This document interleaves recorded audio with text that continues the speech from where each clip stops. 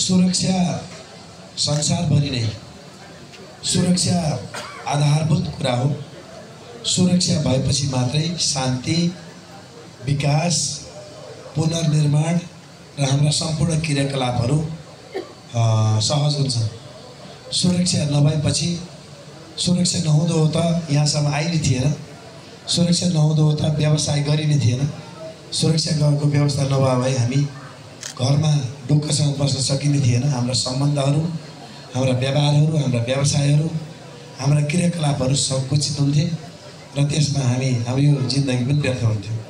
अब अहिले सुरक्षा कतिको महत्त्व छ भन्ने कुरातर्फ हेर्दा यो धेरै वर्षदेखि यो प्रहरीलाई पनि प्राथमिक सुरक्षाको, जनताको सुरक्षाको प्रत्याभूत दिलाउने, जनतासित अत्यन्त नजिक भएर जनताको सामिप्यतामा रहेर कार्य सम्पादन गर्ने नेपाल प्रहरी जो नागरिकका दैनन्दिन क्रियाकलापसँग सहकार्य गर्दै गर्भावस्थादेखि चिहान अवस्थासम्म र बिहान उठेदेखि नसुत्दासम्म, फेरि बिहान नउठ्दासम्म, बिहान उठेर काम गरेदेखि फेरि सुतेर बिहान उठ्दासम्मका सबै क्रियाकलापहरूमा नेपाल प्रहरी सँगसँगै हुन्छ।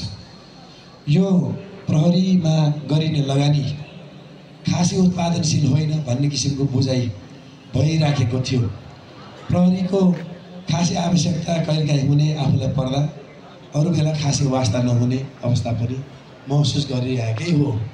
यो अवस्थाबाट अहिले जुन ग्याप, जुन भ्याक्युम भयो आन्दोलन पछाडिको अवस्थामा, यो सुरक्षा भने प्रहरी त चाहिने रहेछ भन्ने कुराको हृदयङ्गम पनि नागरिक स्तरसम्म भयो होला, भएको हुनुपर्छ भन्ने कुरा मलाई लाग्छ। जसको द्योतक स्वरूप अहिले नागरिकहरूकै सहयोगले, हाम्रो केही लगानी छैन, हाम्रो नागरिकहरूकै सहयोगको कारणले गर्दा, नागरिकहरूको चिन्तनको कारणले, नागरिकको सहयोगको कारणले, नागरिकको संलग्नताको कारणले, नागरिकले गाँस खटाएर खर्च गरी यो प्रहरी भवनहरू 193वटा प्रहरी भवनहरू क्षतिग्रस्त भएकोमा 180वटा भवनहरू हाम्रो बनिसकेका छन्, पुनर्निर्मित भइसकेका छन्।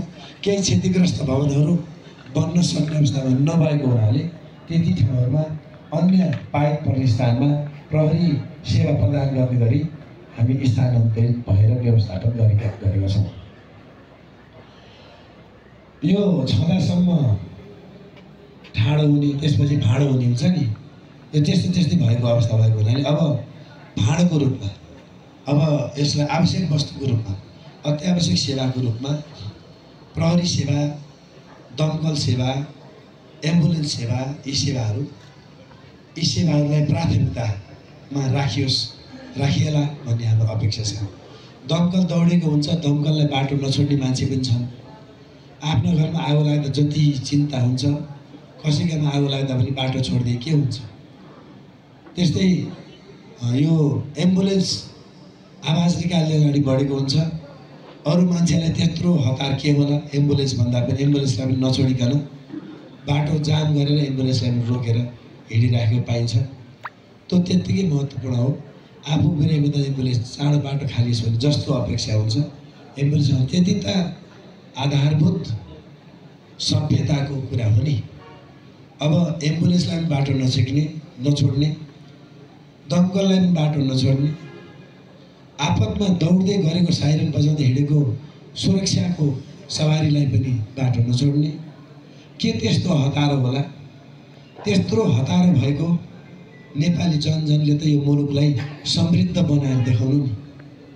त्यत्रो हतार भएर बाटै नछोड्ने, एम्बुलेन्सले बाटो नछोड्ने, त्यति हतार भएको सबैले एकजुट भएर हामी लाग्यौँ भने हाम्रा सडक पनि सफा हुनेछन्।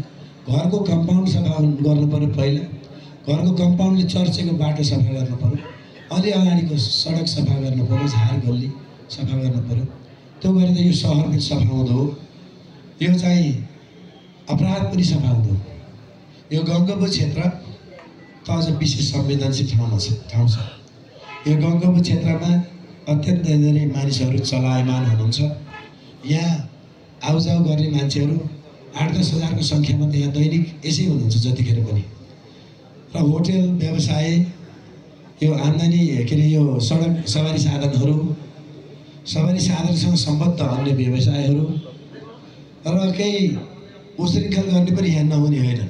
केही चोरी चकारी गर्नेहरू, केही चाहिँ उशृङ्खल क्रियाकलाप गर्नेहरू